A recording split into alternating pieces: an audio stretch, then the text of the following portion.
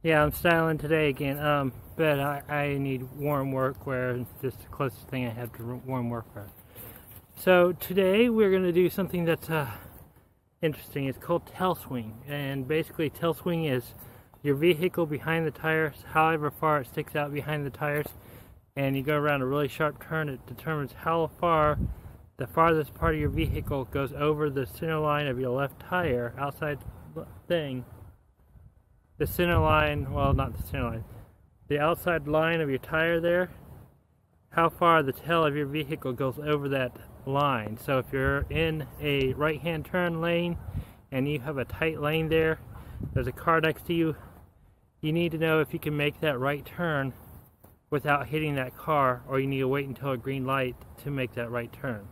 There's some places that you can't do it in a larger vehicle. So the ambulance, we're going to figure out the tail swing today, and by doing that we're going to take these flags, marker flags I got from another project, but out here we're going to take it and we're going to draw a straight line from the front tire to the back.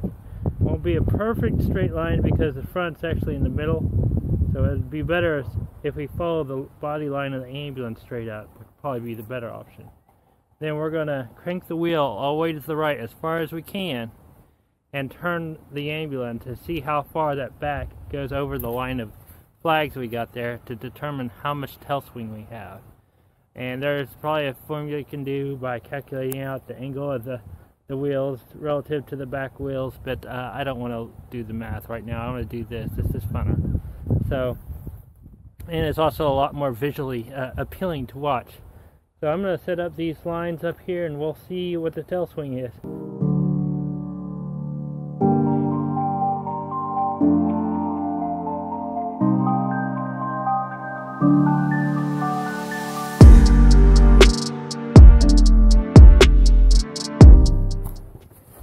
What we want to do is get a visual reference of the lines there so you can see all the flags semi close to a straight line. We're not going to get it perfect. And we're not going for perfection. We just want to know if it goes over the flags, a couple inches over the flags, a lot over the flags, or none at all. We'll mark the center of the tires here. So this is the center of the tires where we start from. So when we come back and look at it, we'll know. You guys might not be able to see because of the sun. Yeah, the sun's awful bright. And you see the flags there, the line, it goes all the way along the body line. So we're gonna hop in and turn the wheels as hard right as we can. And it should be the same for both left and right for it. And that will give us our good idea of tail swing.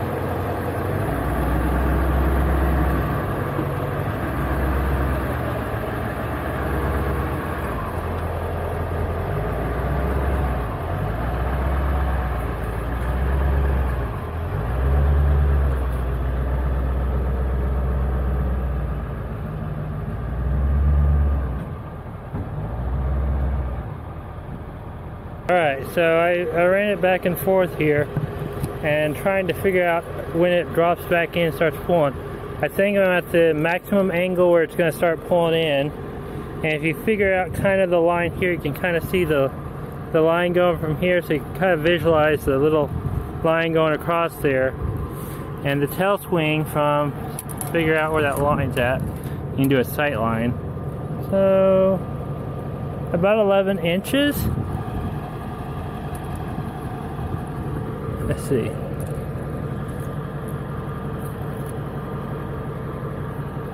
Yeah, so I'd call it about 11 to 12 inches.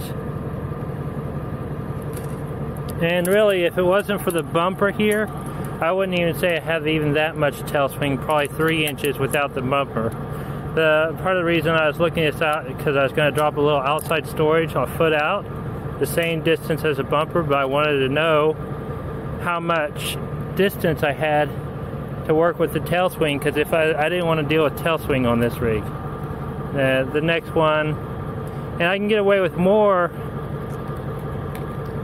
You can also kind of see the angle that you need to go at here. So if we sight line this up with this, if we drop the angle, like drew a line from like here over or wherever that line's at, if we went straight forward until we got to the edge here, or even drew that straight out, we wouldn't even have a tail swing if we dropped a boat tail in here. A boat tail being like a aerodynamic thing, but we don't have enough tail swing to really worry about. Let's see if I can get a better angle on it so you guys really can see the tail swing. Yeah, there we go. Alright, so you see the flags, how you can follow them all the way underneath the rig and goes up.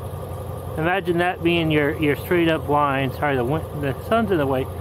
But if you wanted to have no overswing right there, that would be the body line you'd have to cut in the back of the rig to do it. So let's see. I'm not going to say it's enough to worry about, and even if I drop an extension on, it's really still not enough to worry about.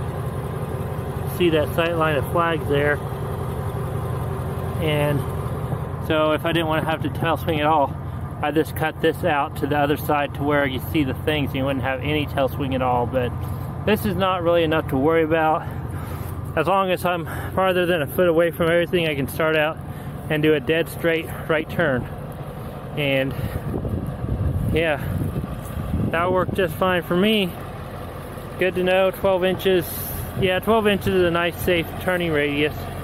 And here you guys can see I've backed up a couple times on this. And you see the turning radius right here. The arc. Ooh, look at that wheel turn. And yeah, there's no problem here with the turning radius on this thing at all. Another interesting thing is, if you want to get really good at parallel parking, this is a great way of doing it with flags or cones. Shoot, when they're training you in the commercial industry or even a school bus barn, they get those yellow cones out, and you can parallel park really good. I can parallel park a school bus very fine.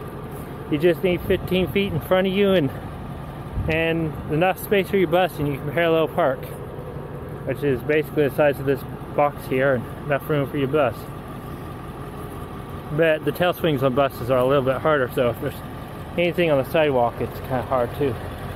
But if you need to practice your driving skills, it's great to get some cones or flags and go out to a big empty field that you, hopefully not muddy field, but a big empty field, and practice your driving and try not to run over any flags. That's a great way to do it without worrying about anyone having, you know, issues with your driving.